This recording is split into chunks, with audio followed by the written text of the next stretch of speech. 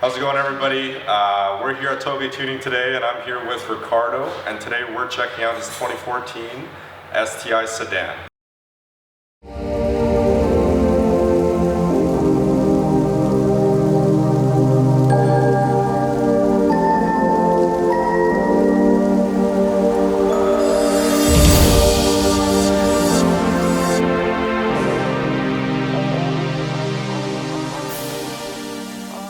Ricardo has been a long-term customer with Tsurugi Tuning. He has been coming by the shop since he first bought his car brand new in 2014.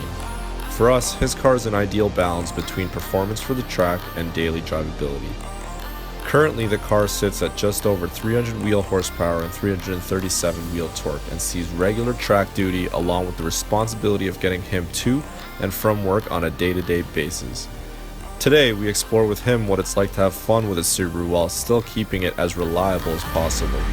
Oh yeah, did I mention it's got a wicked sounding wastegate? Because the thing sounds absolutely insane.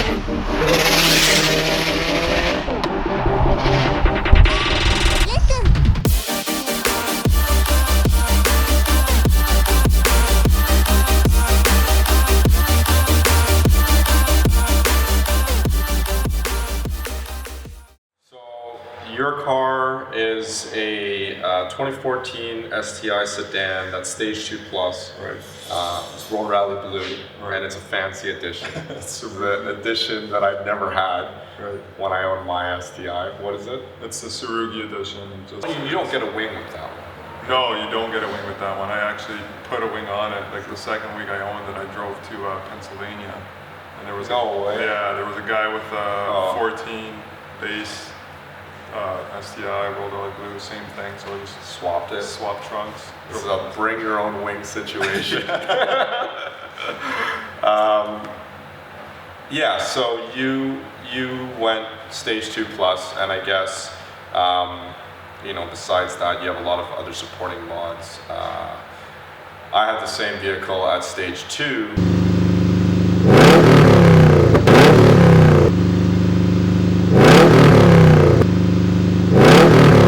What were you looking to get out of the car that you didn't feel like was there out of the factory or wasn't there in its stock form? It's not that it wasn't there. It's just I got bored of like the stock, and I knew that there was more that you could get out of it. And I wanted to go Stage 2. I was just kind of waiting it out a bit and gathering up some money, obviously. And then when I was in the talks with Chris about, it just started off with like a downpipe, obviously. But then after one thing led to another, I'm going to add more parts, I'm going to tune in, so why not do it all at the same time? So I just waited it out, and I asked Chris for reliability at the same time. I want some stuff to back it up. With regards to reliability, I suppose that, both of us being GR owners, me at one point, him still currently, we all knew about ring lamp failure, and that's just dominated. It just resonates in your mind whenever you drive your car. So obviously that was something that you were kind of for sure. A lot of it's I guess preventative measures for you. So a lot of that safety also means though that you have an opportunity to make more power. Exactly. Yeah. So I mean, what are some of the safety mods that you have in the car? I started off with the IAG air oil separator. Yeah. I went with the Killer B headers, the equal length headers. The reason being is Chris went through it with me and we went online, and I noticed that a lot of the brands, they tend to crack over time, especially here with cold and hot.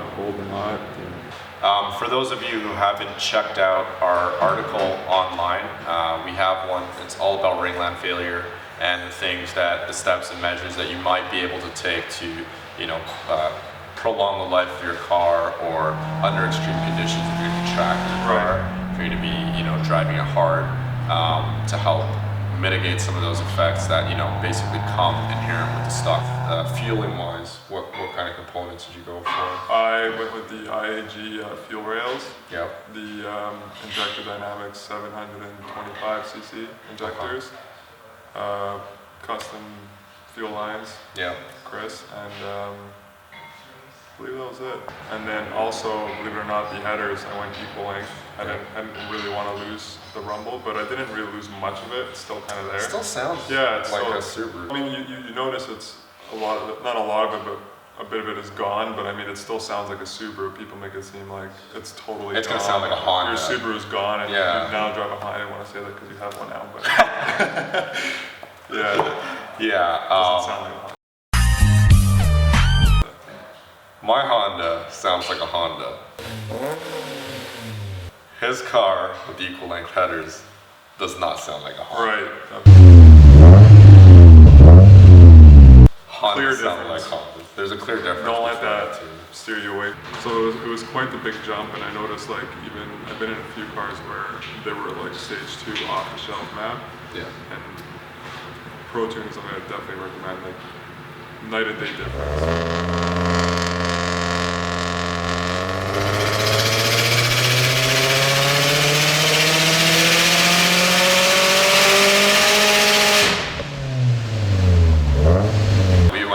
We hit up the track a couple times. You went to Hanson driving school. Really good experience. Yeah, at DET. We went to Cayuga a couple times, and the car seemed like it was holding up really well. Yep. You had the cop access port going. You were data monitoring. Yeah. You were logging. Didn't see anything weird. No, I look at it every now and then. I don't know if that's a good or bad thing to do, but I was looking at it every now and then, and it was holding up. I did a few logs, checked them out when I got home, and everything held up fine. It definitely does what I ask it to do, and it's not something that I regret driving while like in a long drive. It's just Daily drive it. Yeah, daily drive it. Winter for sure. Yeah. Drive it.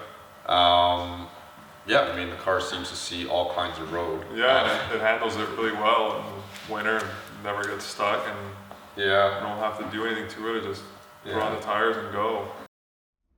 Ricardo, like many other GR STi owners, understand that sometimes cars do break, but instead of letting an overrepresented issue with ringlands affect his desire to enjoy his car, he does his due diligence with maintenance and selecting the correct parts to ensure that his car will always run optimally so that he can get to doing what he bought the car for, and that is enjoying the drive.